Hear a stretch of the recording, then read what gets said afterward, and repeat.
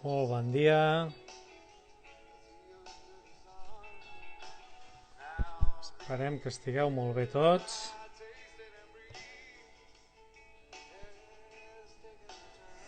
Tinguem una bona setmana. Ens anem connectant amb aquest bon dia, que avui trucarem a l'Oriol.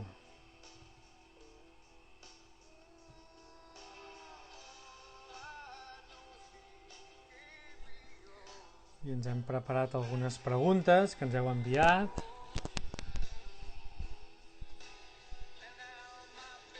i que li farem i mirarem de respondre amb ell.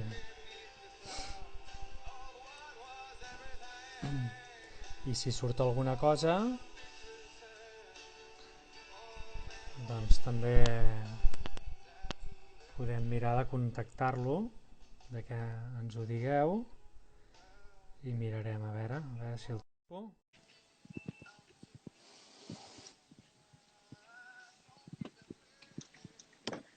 A l'Oriol, Hola Marc, bon dia, bon dia. què tal? Bé, molt bé. Com estàs?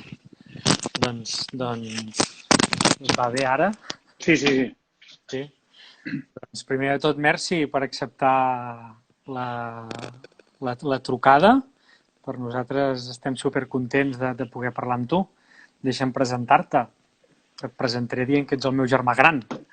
Ho soc. I que a part de ser el meu germà gran, ets metge, doctor, i ets pneumòleg, i que actualment estàs treballant des del gener a l'Hospital Clínic, que no sé si per sort o per desgràcia, però aquests dies està molt, molt, molt de moda i és un dels llocs que es parla més, I no sé, si et sembla et començo a dir alguna de les preguntes que ens han fet arribar. Tenim preguntes de tot, Hi ha hagut preguntes que han sigut que són d'alumnes, n'hi ha que són de pares. Una de les gràcies de les xarxes socials és que estem tots connectats. Algú de fora que també no és de l'escola també ens ha fet arribar alguna cosa, i dels educadors del centre, que també tenim molts dubtes. El primer que et demanaré, Oriol, és si pots fer, no sé, les preguntes, no sé si les pots contestar totes o d'una manera molt simple, però el que sí que els alumnes o la gent potser no sap ben bé és un pneumòleg. Què és un pneumòleg? Què sou, els pneumòlegs? Pues els pneumòlegs som els metges especialistes dels pulmons. Pneumo és pulmó en llatí i som els especialistes dels pulmons, com els cardiòlegs ho són del cor, els nefròlegs dels ronyons, els hepatòlegs del fetge. És un òrgan vital més i som una especialitat que, sens dubte, aquests dies s'ha posat de moda. No sé si per sort o per desgràcia. No és no és una especialitat molt coneguda perquè no som molts, i som molt especialista que estem sobretot en grans hospitals. Vale? I la nostra feina habitual és tractar patologies dels pulmons, com pot ser l'asma, com pot ser el càncer de pulmó, com pot ser infeccions pulmonars com les pneumonies o les tuberculosis, o diferents patologies com la fibrosi pulmonar, les bronquiectàcies, és a dir, tot allò que afecti el pulmó com a òrgan diana. I el Covid ha sigut una infecció que ens ha caigut a tots de cop i que té el pulmó com el seu principal òrgan que afecta, i per això ens ha posat molt a primera línia a nosaltres. Perquè amb això que estàs dient, quines especialitats relacionen el, amb el Covid? Quines especialitats esteu tractant tot el tema de... Moltes, especialitats mèdiques em sembla que el número exacte són 48, perquè us imagineu les moltes que hi ha. Vale? I aquests dies de pandèmia de Covid em sembla que totes 48 s'han centrat en tractar això, perquè ha sigut una autèntica bogeria. Vale? És a dir, aquí a l'Hospital Clínic hem ingressat més de 2.500 malalts amb Covid. Això vol dir que hi ha hagut feina per tots. I ja està, i cadascú porta el seu grau d'expertesa. És a dir, les especialitats més involucrades seria atenció primària, metges de família, perquè són una primera barrera amb la comunitat i coneixen i tracten tots els òrgans. i aquí a nivell hospitalari doncs, medicina interna, que seria una mica l'especialitat mèdica més general que hi ha, els metges infectòlegs, que són els que tracten infeccions, nosaltres els pneumòlegs i els metges intensivistes, els que porten les unitats de cures intensives, tot i que, insisteixo, totes les especialitats pues, han acabat visitant pacients afectats de Covid. Hi va haver dies, a finals de març i primers d'abril, l'hospital era pràcticament 100% destinat a pacients amb Covid. Per tant, totes les especialitats... Totes, tothom. Nosaltres hem portat unitats amb nefròlegs, amb neuròlegs, amb tothom, dels pulmons en sabem més nosaltres, però ells ens demanaven coses i ens ajudaven, faltaven mans. Com el confinament ens ha fet estar a casa i relacionar-nos més, suposo que això també ha servit perquè totes les especialitats de l'hospital també... Sí. No? No hi mal que por ben no venga, i això ha fet una germanor a l'hospital, segur, Segur. Llavors també dels alumnes ens demanen primer si t'agrada treballar i a veure com ho feu per no agafar el virus. Sí que m'agrada treballar, és una feina vocacional que dona moltes alegries. Tractar gent omple molt, la gent que va bé i que es cura i que és agraïda dona una força que és molt difícil d'explicar, però que un acaba sent addicte a aquestes sensacions. I què fem per protegir-nos del virus? Doncs protegir-nos com tots. I tenim els famosos equips de protecció individual, que són molt pesats i cansats de posar, perquè és tapar-nos completament i sobretot protegir les mucoses de la cara, que és la porta d'entrada, i això ens obliga a anar amb ulleres, amb mascaretes i anar molt tapats per no infectar-nos. Tot i així, molts companys s'han infectat. El percentatge de gent sanitària depèn dels hospitals i de les exposicions, però volta el 15%, és a dir, molta gent dels hospitals s'han infectat. Jo tinc la sort que encara no ho he fet i espero no fer-ho, però és una cura que tenim i això ens obliga a tenir molt de compte a tot arreu, perquè aquest virus es pot agafar a tot arreu, no només a l'hospital, sinó que al carrer. Però a l'hospital, com que tenim molts malalts que el tenen, és un lloc de molt risc. Llavors, relacionat amb això, també hi ha com molta inquietud amb el tema que hi pugui haver-hi amb les superfícies, que com que diuen que és molt difícil netejar les superfícies, però és un lloc on és fàcil, és un lloc de transmissió fàcil? Sí, aviam, la cosa que té aquest virus, i això jo entenc que és un problema, és a dir, és un virus nou que ens ha caigut, que fa 4 mesos no sabíem ni que existia, que és un repte per nosaltres perquè fa que l'estiguem coneixent, vivint-lo i tractant-lo, que és una cosa que els que som de la meva generació no havíem viscut mai perquè totes les patologies ja eren conegudes i ens dedicàvem a conèixer i investigar en parts molt petites. Això ens ha caigut una malaltia de cop del cel que no coneixem. I això fa que l'anem coneixent i que a mesura que les vagi coneixent hi hagi informació que a vegades no és la que se'ns havia dit uns dies abans. I entenc que això a vegades a la població li crea una mica de desconcert perquè em diuen abans deien això, ara diuen allò, demà no sé què diran. Es diu el que es creu millor en cada moment en funció dels coneixements.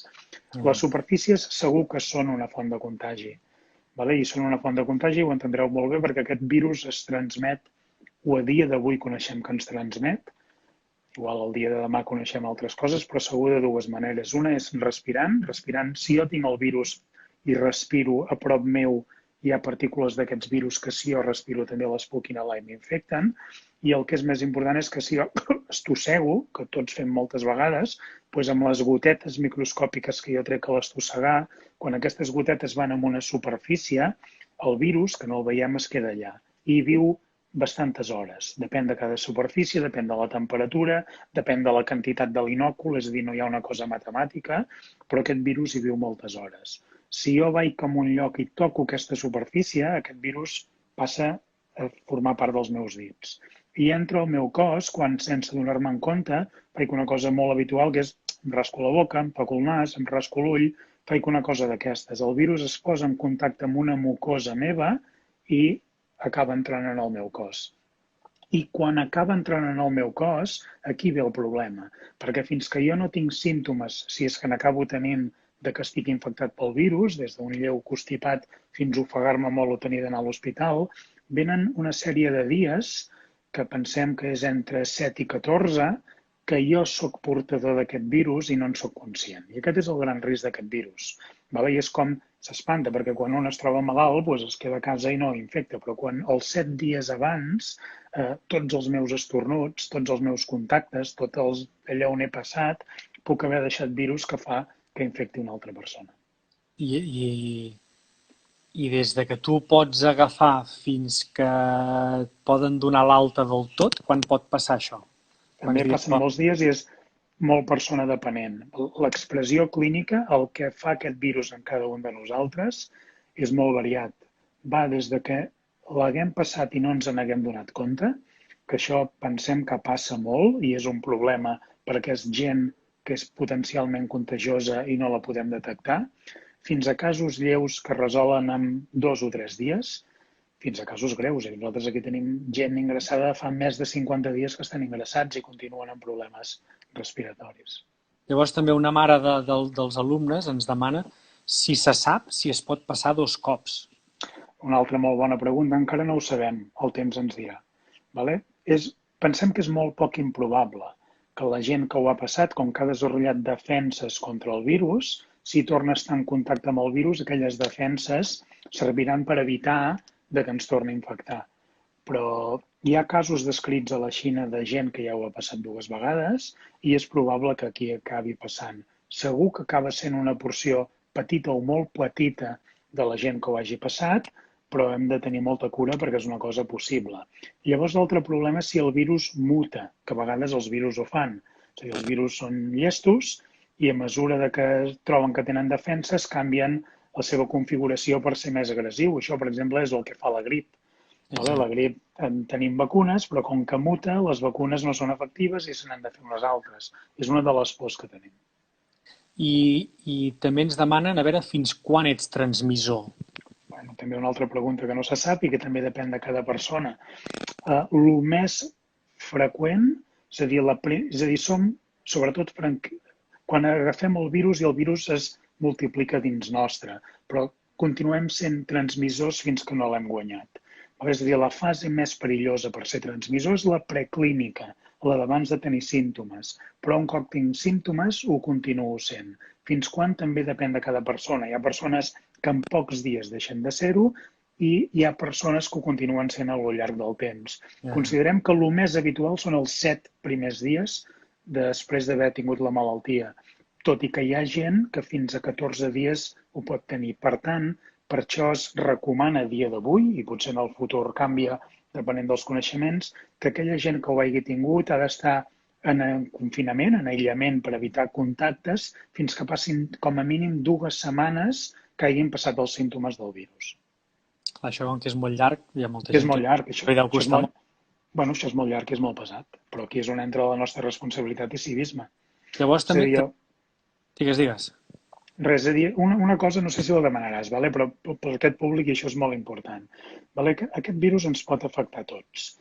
Afecta sobretot a la gent gran i a la gent que té patologies, però ens pot afectar a tots. Nosaltres hem vist aquí a l'hospital gent jove molt greu. Pocs, però els hem vist. La setmana passada ens va ingressar un noi de 48 anys i n'hem tingut de 30 i pocs. I sabem de casos de gent jove que ho ha passat. Que no és l'habitual, que són casos comptats dels 2.500, sí, però el risc hi és.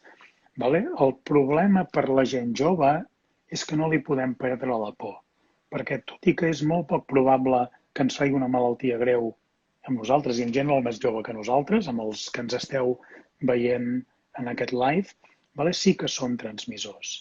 I podem portar el virus als nostres pares o als nostres avis, que ells tenen molts més números de passar-ho malament. Per posar números, la gravetat de la malaltia augmenta claríssimament amb l'edat i és a partir dels 60-65 anys en què es donen els casos més greus. I quan parlo de casos greus parlo de gent que ho passa molt malament i de gent que es mora. No és una grip. S'ha mort moltíssima gent per culpa del virus.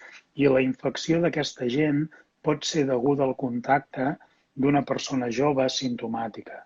És a dir, si nosaltres estem en contacte amb algú, jo encara que no desenvolupi la infecció, em puc ser transmissor. Si jo arribo a casa i estic en contacte amb el meu pare, amb la meva mare o amb els meus avis, els hi puc passar el virus amb ells. I ells sí que tenen números de desenvolupar una malaltia greu. Vale? Per tant, la responsabilitat ha de ser de tots. Jo sé que és una cosa que costa, que fa molts dies que estem cansats d'estar a casa i que tots tenim ganes de tornar a la normalitat, però hem de ser responsables amb aquest punt. El punt més important és intentar mantenir la distància social. Si jo no m'acosto a una persona, és molt difícil que ella em contagi. I si jo miro de no tocar superfícies i quan les toco em rento les mans, també és molt difícil que jo em contagi. Per tant, si jo no em contagio, jo no seré de transmissor a persones que es poden posar malaltes. L'única manera és tallar aquesta cadena de transmissió, no? És que és l'únic que hem fet. A dia d'avui hem doblat la corba perquè hem tallat la cadena. No tenim ni prevenció, que seria la vacuna, ni tractament. I els efectes secundaris que poden quedar amb els pulmons d'aquesta gent que ho ha passat? Bueno, aquesta és una pregunta que tampoc té resposta a dia d'avui. Ara comencem a veure els primers pacients que van ser donats d'alta fa un mes pel coronavirus i veiem de tot. Comencem a veure lesions. És a dir, hi haurà un tipus de pacient que els hi quedaran seqüeles al pulmó, que el temps ens dirà quina és la seva gravetat, però que ens fa por que el pulmó no quedi sa i que sobretot sigui gent que tingui problemes per fer esport, que es cansi molt a la que comencin a fer un esport, que no tinguin reserva respiratòria, que el pulmó els hi queda més com fixe, com més dur i no puguin omplir quan respirem perquè ens cansem. Perquè és una pneumònia el coronavirus o com afecta els pulmons?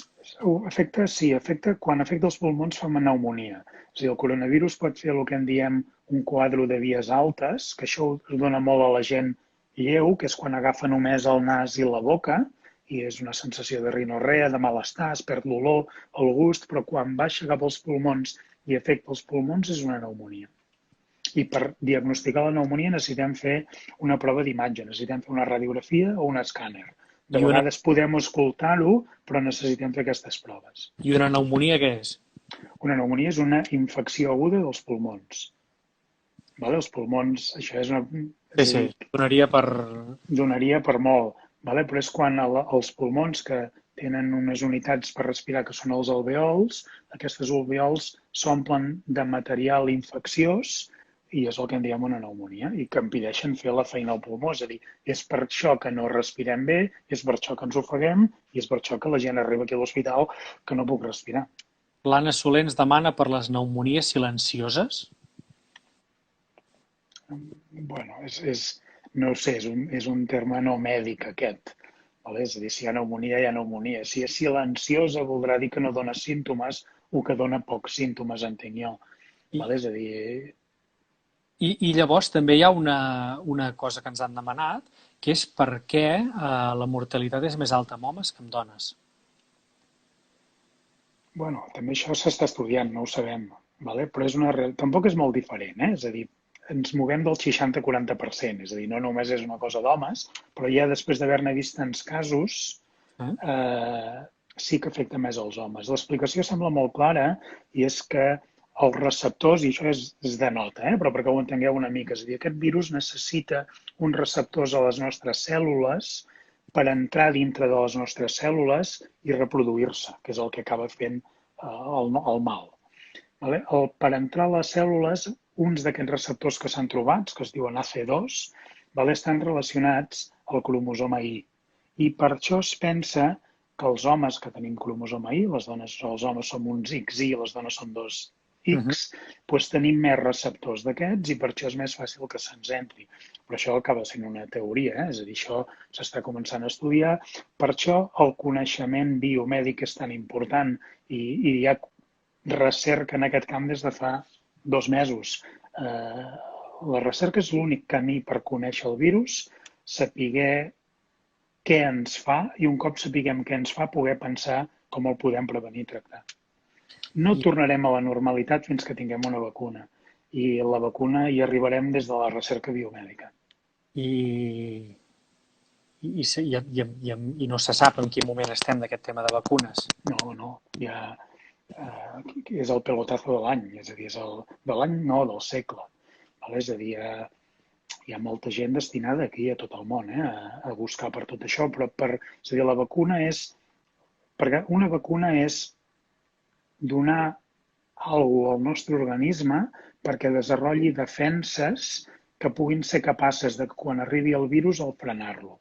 És a dir, el problema d'aquest virus, i que és un virus absolutament nou, és que ha caigut aquí i el nostre organisme mai hi havia estat en contacte. Vale? I quan entra al nostre cos no tenim cap molècula de defensa preparada per lluitar contra ell. La vacuna és donar alguna que no sigui el virus, perquè si no ens faria mal, que provoqui que provoqui la creació de defenses que quan arribi el virus no li deixin entrar. Clar, això és complicat. Això, els processos d'una vacuna normal són anys de feina. Aquí, que ja és una prioritat mundial, i els viròlegs, que jo no soc, diuen que no és un virus molt complicat. Per exemple, el virus de l'HIV, del SIDA, fa 25 anys que el coneixem i encara no hi ha vacuna. És un virus molt complicat perquè s'amaga dintre de les cèl·lules de determinada manera, etc. Aquest és més un virus com la grip o com la varicel·la, que hi acabarà havent una vacuna, però no serà demà passat. Necessitem un temps. I mentre no trobem la vacuna, el virus hi continua sent. Llavors hi haurà un altre debat de tota la gent que es vol vacunar i no es vol vacunar, no? Que és el mateix que ens passa ara mateix també encara amb el grip. Sí, bueno, jo això aquí ja no hi entraré. Però aquí ja no. Sí. Això ja són recomanacions sanitàries. Em sembla que qui no es vulgui vacunar, doncs que ell faci el que vulgui, però llavors que es quedi a casa i no posi en risc a ningú més. Sí. Bueno, esperem que també tot això serveixi perquè es destini moltes més coses a la recerca, no? Si ja ens pensàvem que era superimportant, però fins que no veiem les orelles del llop no ens sembla, no? Sí, i això ja és una opinió personal, no com a metge, però penso que aquest virus ens ha de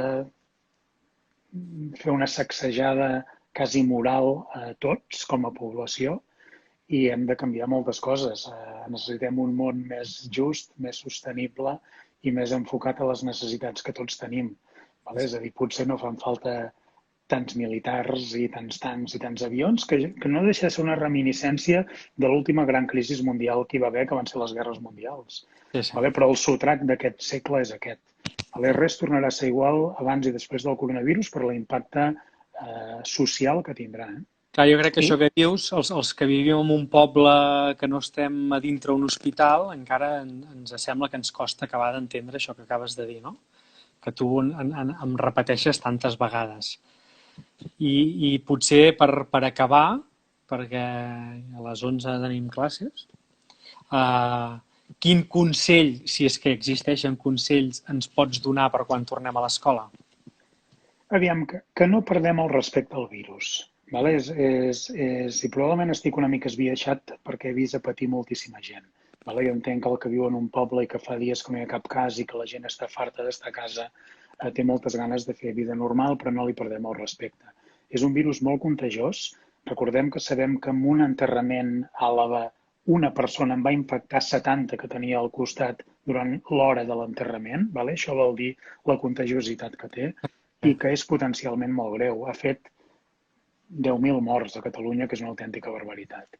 Què hem de fer? Les mesures que tenim avui per trencar la cadena, que bàsicament són dues: distància social i rentar les mans. I jo sóc un defensor de la mascareta, més que per protecció individual, per evitar, si jo en soc portador simptomàtic, que aquestes gotetes que es transmeten arribin a moltes superfícies. Clar, amb alguns dels comentaris deien, doncs, clar, si tothom utilitza la mascareta ja evites més aquest contacte amb les superfícies, no? Sí.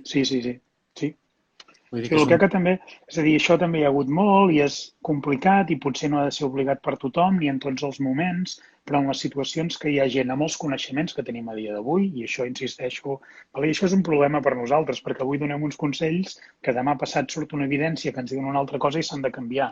No en tenia una idea, no? Cadascú diu en funció del moment. Però el sentit comú i el coneixement actual és mascareta en els llocs que hi ha gent. Per què? Per evitar, sobretot, que jo ara, mentre estic parlant, se m'estan escapant gotetes que no es veuen que van aquí a la taula. Si jo porto mascareta, aquestes gotetes es queden a la mascareta. I evito que algú que toqui aquesta taula, si jo soc portador simptomàtic, s'infecti. El més important continua sent la distància social, 2 metres entre persones, i rentar-nos molt les mans, perquè quan toquem el nas i la boca, si les tenim netes, no ens infectem. És espectacular aquests dies que ens hem de fixar les vegades que ens toquem. Ho fem tots més de 100 vegades al dia sense donar-nos compte. Quan estem així, aquests dies amb els pòlens i les coses dels carrers, constantment estàs tocant els ulls, ho fem moltíssim. I és així com entra el virus, eh? I com a esportista i amant de la natura, hem de prendre precaucions si sortim a fer esport? No, hem de ser responsables. És a dir, si un va fer esport tot sol, no hi ha cap risc. Té l'únic risc de que si es fa mal i ha d'anar a un hospital, doncs hi va haver un moment en què no tenia lloc per ser atès. Ara ja hi ha lloc. Ser responsables i anar sols, no anar amb grups. Els grups és el problema. Som persones i a més som llatins, és a dir, estem acostumats al contacte social i el necessitem i estem educats pel contacte social. Mira les redes socials, ens busquem constantment els uns amb els altres, no? Però hem d'aprendre, mentre es duri això, a estar separats. Estar separats perquè és l'única manera que tenim de frenar la cadena a dia d'avui. Una persona que em moro de ganes de superar aquesta situació, però us prometo que si vinguéssiu 2 minuts amb una UCI i veiéssiu com de malament ho passa la gent, se us traurien les ganes. Ja parlant de xarxes socials, avui has penjat un altre tuit donant les gràcies al personal sanitari, no? Avui infermeria, avui és el Dia Mundial de l'Infermeria. Aguantareu els hospitals gaires dies més així? No ho sé, no sé si aguantarem un rebrot, estem molt cansats. És a dir, ens fa molta por un rebrot i ens fa molta por que l'incivisme de la gent acabi portant un brot que segur que no serà com el d'abans, perquè venim de discoteques i camps de futbols i concerts massius i això passarà temps que no hi sigui, però hi pot haver un rebrot i la gent està cansada, la gent ha sigut molt dur, Ha sigut molt dur físicament, perquè han sigut moltíssimes hores, però sobretot emocionalment. Han sigut situacions de que no estàvem preparats i hem vist escenes que no oblidarem mai i que sens dubte ens canviaran, No, hi serem, si torna a passar hi serem, és la nostra feina i és la nostra vocació i tornarem a ser-hi, només faltaria, però no ho desitgem, perquè abans ens va agafar descol·locats, ara ens agafarà cansats i és perillós. Exacte. Doncs Oriol, moltíssimes gràcies.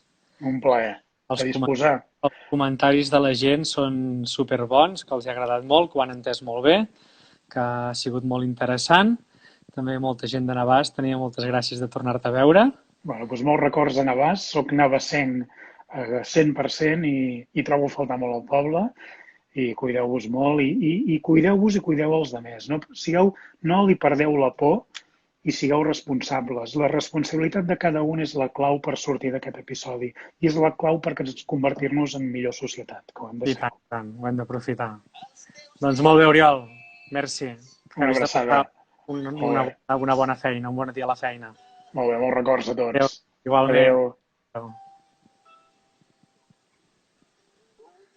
Doncs res, després d'aquesta classe magistral seguim, Avui seguirem. Reflexionarem amb tot el que ens han dit avui i pensarem una miqueta. Esperem que tot vagi bé. I tothom cap a classe, i a veure si aquest directe el podem guardar avui i el podem compartir. Demà el Sergi Roca ens farà uns estiraments. Doncs va, que tingueu un bon dia. Salut!